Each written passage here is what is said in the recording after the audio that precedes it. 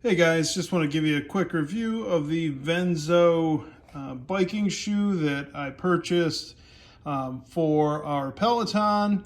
And it was easy to put these together. It wasn't clear to me if they came with the cleat or not. They do come with the cleat. They do come with the hardware.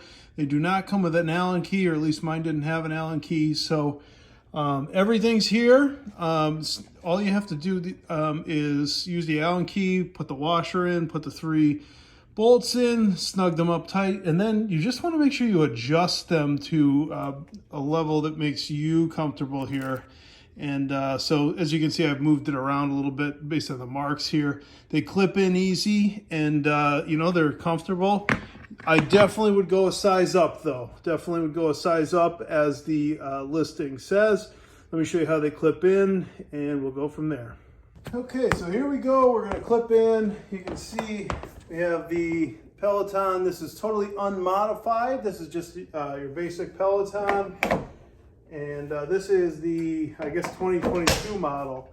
You simply point the front of your foot down and you clip in and you're in there nice and easy, nice and snug. So there we go. We just step in and then we're off pedaling already. And to get out, I like to put this foot at the bottom and then just kick outward like that.